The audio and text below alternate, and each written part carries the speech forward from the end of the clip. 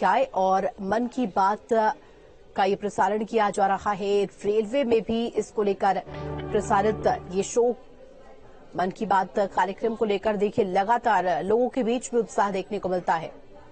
नमस्कार, मन की बात में आपका स्वागत है। लेकिन आज 26 नवंबर हम कभी भी भूल नहीं सकते हैं। आज के ही दिन देश पर सबसे जघन्य आतंकी हमला हुआ था। आतंकियों ने मुंबई को, पूरे देश को थर्रा कर रख दिया था।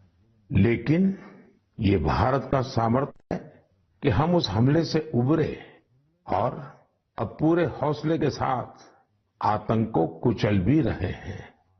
मुंबई हमले में अपना जीवन गंवाने वाले सभी लोगों को मैं श्रद्धांजलि देता हूं। इस हमले में हमारे जो जांबाज वीरगति को प्राप्त हुए, देश आज उन्हें याद कर रहा है।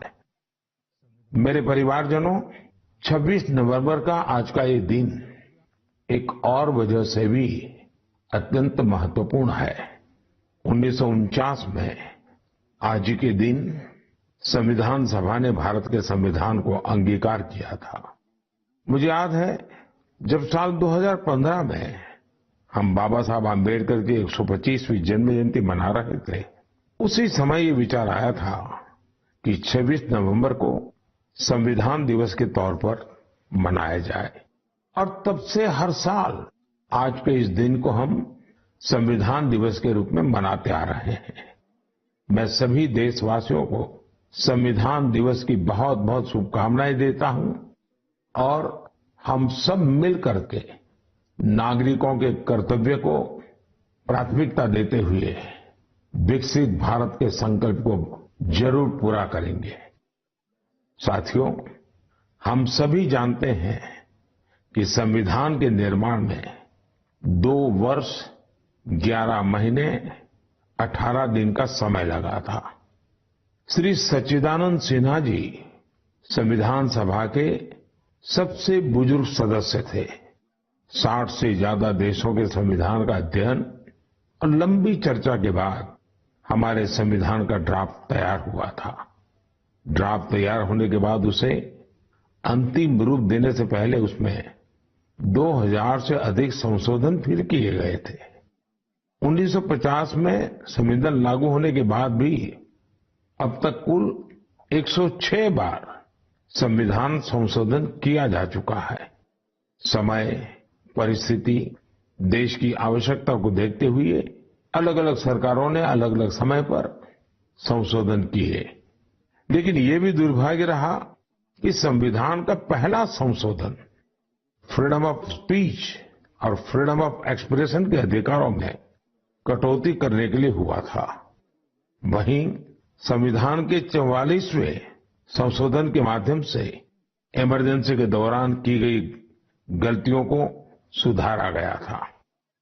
साथियों, ये भी बहुत प्रेरक है कि संविधान सभा के कुछ सदस्य मनोनीत किए गए थे, जिनमें से 15 महिलाएं थी।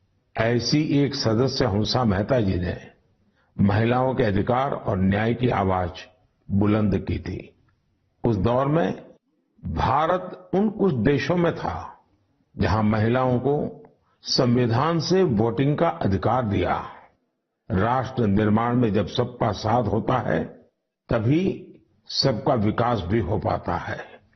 मुझे संतोष है कि संविधान निर्माताओं के उसी दूरदृष्टि का पालन करते हुए अब भारत के संसद ने नारी शक्ति वंदन अधिनियम को पास किया है। नारी शक्ति वंदन अधिनियम हमारे लोकतंत्र की संकल्प शक्ति का उदाहरण है। ये विकसित भारत के हमारे संकल्प को गति देने के लिए भी उतना ही सहायक होगा। मेरे परिवारजनों, राष्ट्र निर्माण की कमान जब जनता जनार्दन संभाल लेती है तो दुनिया की कोई भी ताकत उस देश को आगे बढ़ने से नहीं रोक पाती। आज भारत में भी स्पष्ट दिख रहा है कि कई परिवर्तनों का नेतृत्व देश की 140 करोड़ जनता ही कर रही है। इसका एक प्रत्यक्ष उदाहरण हमने त्योहारों के इस समय में देखा है। पिछले महीने मन की बात में मैंने वोकल फॉर लोकल यानी स्थानीय उत्पादों को खरीदने पर जोर दिया था। बीते कुछ दिनों के भीतर ही दिवाली, भैया दूज और छठ पर देश में 4 लाख करोड़ से ज्यादा का कारोबार हुआ है और इस दौरान भारत में बने उत्पादों को खरीदने का जबरदस्त उत्साह लोगों में देखा गया। अब तो घर के बच्चे भी दुकान पर कुछ खरीदते समय ये देखने लगे हैं कि उसमें मेड इन इंडिया लिखा है या नहीं लिखा है। इतना ही नहीं, ऑनलाइन सामान खरीदते समय अब लोग कंट्री ऑफ ओरिजिन इसे भी देखना नहीं भूलते हैं। साथियों, जैसे स्वच्छ भारत अभियान की सफलता ही उसकी प्रेरणा बन रही है, वैसे ही वोकल फॉर लोकल की सफलता विकसित भारत, समृद्ध भारत के द्वार खोल रही है। वोकल फॉर लोकल का ये अभियान पूरे देश की अर्थव्यवस्था को मजबूती देता है। वोकल फॉर लोकल अभियान रोजगार की गारंटी है, ये विकास की गारंटी है, ये देश के संतुलित विकास की गारंटी है। इससे शहरी और ग्रामीण दोनों को समान अवसर मिलते हैं। इससे स्थानीय उत्पादों में वैल्यू एडिशन का भी मार्ग बनता है और अगर कभी वैश्विक अर्थव्यवस्था में उतार चढ़ाव आता है तो वोकल फॉर लोकल का मंत्र हमारी अर्थव्यवस्था को संरक्षित भी करता है।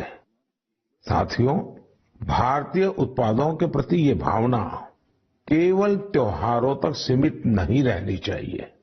अभी शादियों का मौसम भी शुरू हो चुका है। कुछ व्यापार संगठनों का अनुमान है कि शादियों के इस सीजन में करीब 5 लाख करोड़ रुपए का कारोबार हो सकता है। शादियों से जुड़ी खरीदारी में भी आप सभी भारत में बने उत्पादों को ही महत्व दें। और हाँ, जब शादी की बात निकली है तो एक बात मुझे लंबे अरसे से कभी कभी बहुत पीड़ा देती है और मेरे मन की पीड़ा मैं मेरे परिवारजनों को नहीं कहूंगा तो किसको कहूंगा। आप सोचिए, इन दिनों ये जो कुछ परिवारों में विदेशों में जाकर के शादी करने का जो एक नया ही वातावरण बनता जा रहा है, क्या ये जरूरी है क्या? भारत की मिट्टी में, भारत के लोगों के बीच अगर हम शादी ब्याह मनाएं तो देश का पैसा देश में रहेगा। देश के लोगों को आपकी शादी में कुछ न कुछ सेवा करने का अवसर मिलेगा। छोटे छोटे गरीब लोग भी अपने बच्चों को आपकी शादी की बातें बताएंगे। क्या आप वोकल फॉर लोकल के इस मिशन को विस्तार दे सकते हैं? क्यों न हम शादी ब्याह ऐसे समारोह अपने ही देश में करें। हो सकता है आपको चाहिए वैसी व्यवस्था आज नहीं होगी, लेकिन अगर हम इस प्रकार के आयोजन करेंगे तो व्यवस्थाएं भी विकसित होगी।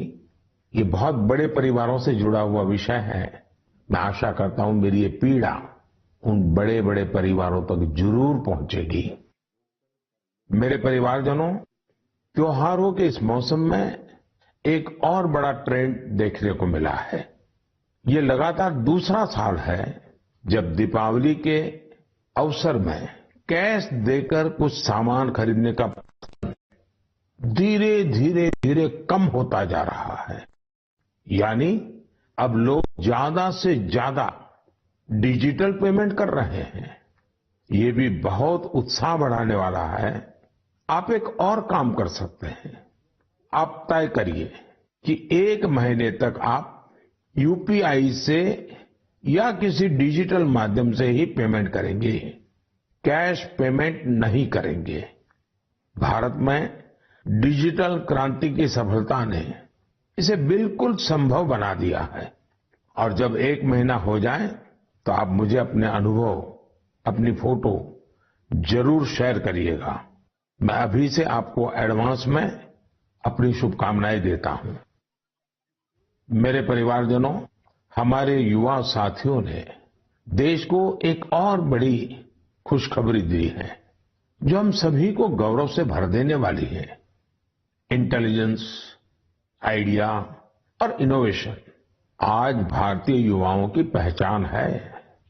इसमें टेक्नोलॉजी के कॉम्बिनेशन से उनकी इंटेलेक्चुअल प्रॉपर्टीज में निरंतर बढ़ोतरी हो, ये अपने आप में देश के सामर्थ्य को बढ़ाने वाली महत्वपूर्ण प्रगति है। आपको ये जानकर अच्छा लगेगा कि 2022 में भारतीयों के पेटेंट आवेदन में 31% से ज्यादा की बढ़ोतरी हुई है। वर्ल्ड इंटेलेक्चुअल प्रॉपर्टी ऑर्गेनाइजेशन ने एक बड़ी ही दिलचस्प रिपोर्ट जारी की है।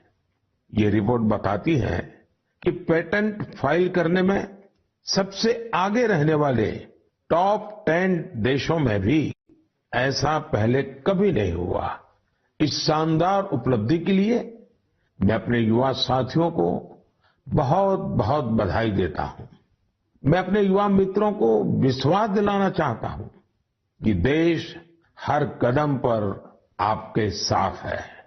सरकार ने जो प्रशासनिक और कानूनी सुधार किए हैं, उसके बाद आज हमारे युवा एक नई ऊर्जा के साथ बड़े पैमाने पर इनोवेशन के काम में जुटे हैं। 10 वर्ष पहले के आंकड़ों से तुलना करें तो आज हमारे पेटेंट को 10 गुना ज्यादा मंजूरी मिल रही है। हम सभी जानते हैं कि पेटेंट से न सिर्फ देश की इंटेलेक्चुअल प्रॉपर्टी बढ़ती है, बल्कि इससे नए नए अवसरों के भी द्वार खुलते हैं। इतना ही नहीं, ये हमारे स्टार्टअप्स की ताकत और क्षमता को भी बढ़ाते हैं। आज हमारे स्कूली बच्चों में भी इनोवेशन की भावना को बढ़ावा मिल रहा है। अटल टिंकरिंग लैब, अटल इनोवेशन मिशन, कॉलेजों में इंक्यूबेशन सेंटर्स, स्टार्टअप्स इंडिया अभियान, ऐसे निरंतर प्रयासों के नतीजे देशवासियों के सामने हैं। ये भी भारत की युवा शक्ति, भारत की इनोवेटिव पावर का प्रत्यक्ष उदाहरण है। इसी जोश के साथ आगे चलते हुए ही हम विकसित भारत के संकल्प को भी प्राप्त करके दिखाएंगे। और इसीलिए मैं बार बार कहता हूं, जय जवान, जय किसान, जय विज्ञान, जय अनुसंधान। मेरे प्यारे देशवासियों, आपको याद होगा कि कुछ समय पहले मन की बात में मैंने भारत में बड़ी संख्या में लगने वाले मेलों की चर्चा की थी। तब एक ऐसी प्रतियोगिता का भी विचार आया था जिसमें लोग मेलों से जुड़ी फोटो साझा करें। संस्कृति मंत्रालय ने इसी को लेकर मेला मोमेंट्स कॉन्टेस्ट का आयोजन किया था। आपको ये जानकर अच्छा लगेगा कि इसमें हजारों लोगों ने हिस्सा लिया और बहुत लोगों ने पुरस्कार भी जीते। कोलकाता के रहने वाले राजेश धर जी ने चरक मेला में गुब्बारे और खिलौने बेचने वाले की अद्भुत फोटो के लिए पुरस्कार जीता। ये मेला ग्रामीण बंगाल में काफी लोकप्रिय है। वाराणसी की होली को शोकेस करने के लिए अनुपम सिंह जी को मेला पोर्ट्रेट्स का पुरस्कार मिला। अरुण कुमार नलीमेला जी कुलसाई दशहरा से जुड़ा एक आकर्षक पहलू को दिखाने के लिए पुरस्कृत किए गए। वैसे ही पंढरपुर की भक्ति को दिखाने वाली फोटो सबसे ज्यादा पसंद की गई फोटो में शामिल रही, जिसे महाराष्ट्र के ही एक सज्जन श्रीमान राहुल जी ने भेजा था। इस प्रतियोगिता में बहुत सारी तस्वीरें मेलों के दौरान मिलने वाले स्थानीय व्यंजनों की भी थी। इसमें पुरुलिया के रहने वाले आलोक अविनाश जी की तस्वीर ने पुरस्कार जीता। उन्होंने एक मेले के दौरान बंगाल के ग्रामीण क्षेत्र के खान पान को दिखाया था।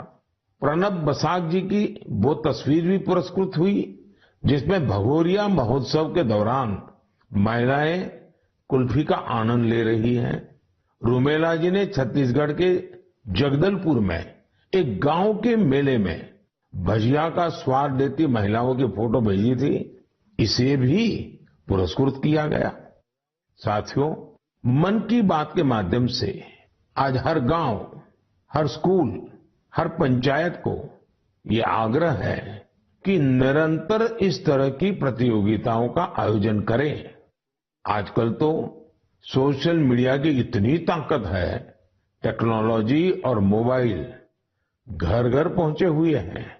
आपके लोकल पर्व हो या प्रोडक्ट, उन्हें आप ऐसा करके भी ग्लोबल बना सकते हैं। साथियों, गांव-गांव में लगने वाले मेलों की तरह ही हमारे यहाँ विभिन्न नृत्यों की भी अपनी ही विरासत है। झारखंड, उड़ीसा और बंगाल के जनजातीय इलाकों में एक बहुत प्रसिद्ध नृत्य है जिसे छऊ के नाम से बुलाते हैं। 15 से 17 नवंबर तक एक भारत श्रेष्ठ भारत की भावना के साथ श्रीनगर में छऊ पर्व का आयोजन किया गया। इस कार्यक्रम में सबने छऊ नृत्य का आनंद उठाया। श्रीनगर के नौजवानों को छऊ नृत्य की ट्रेनिंग देने के लिए एक वर्कशॉप का भी आयोजन हुआ। इसी प्रकार कुछ सप्ताह पहले ही कठुआ जिले में बसोहली उत्सव आयोजित किया गया। ये जगह जम्मू से 150 किलोमीटर दूर है। इस उत्सव में स्थानीय कला, लोक नृत्य और पारंपरिक रामलीला का आयोजन हुआ। साथियों, भारतीय संस्कृति की सुंदरता को सऊदी अरब में भी महसूस किया गया। इसी महीने सऊदी अरब में संस्कृत उत्सव नाम का एक आयोजन हुआ। यह अपने आप में बहुत अनूठा था, क्योंकि ये पूरा कार्यक्रम ही संस्कृत में था। संवाद, संगीत, नृत्य, सब कुछ संस्कृत में। इसमें वहां के स्थानीय लोगों की भागीदारी भी देखी गई। मेरे परिवारजनों, स्वच्छ भारत अब तो पूरे देश का प्रिय विषय बन गया है। मेरा तो प्रिय विषय है ही है, और जैसे ही मुझे इससे जुड़ी कोई खबर मिलती है, मेरा मन उस तरफ चला ही जाता है। और स्वाभाविक है, फिर तो उसको मन की बात में जगह मिल ही जाती है। स्वच्छ भारत अभियान ने साफ सफाई और सार्वजनिक स्वच्छता को लेकर लोगों की सोच बदल दी है। ये पहल आज राष्ट्रीय भावना का प्रतीक बन चुकी है, जिसने करोड़ों देशवासियों के जीवन को बेहतर बनाया है। इस अभियान ने अलग अलग क्षेत्र के लोगों, विशेषकर युवाओं को सामूहिक भागीदारी के लिए भी प्रेरित किया है। ऐसा ही एक सराहनीय प्रयास सूरत में देखने को मिला है। युवाओं की एक टीम ने यहाँ प्रोजेक्ट सूरत, इसकी शुरुआत की है। इसका लक्ष्य सूरत को एक ऐसा मॉडल शहर बनाना है जो सफाई और सस्टेनेबल डेवलपमेंट की बेहतरीन मिसाल बने। सफाई संडे के नाम से शुरू हुए इस प्रयास के तहत सूरत के युवा पहले सार्वजनिक जगहों और डुमस बीच की सफाई करते थे। बाद में ये लोग तापी नदी के किनारों की सफाई में भी जी जान से जुट गए। और आपको जानकर के खुशी होगी, देखते ही देखते इससे जुड़े लोगों की संख्या 50,000 से ज्यादा हो गई है। लोगों से मिले समर्थन से टीम का विश्वास बढ़ा, जिसके बाद उन्होंने कचरा इकट्ठा करने का काम भी शुरू किया। आपको जानकर हैरानी होगी, इस टीम ने लाखों किलो कचरा हटाया है। जमीनी स्तर पर किए गए ऐसे प्रयास बहुत बड़े बदलाव लाने वाले होते हैं। साथियों, गुजरात से ही एक और जानकारी आई है। कुछ सप्ताह पहले वहां अंबाजी में भादरवी पूनम मेले का आयोजन किया गया था। इस मेले में 50 लाख से ज्यादा लोग आए। ये मेला प्रतिवर्ष होता है।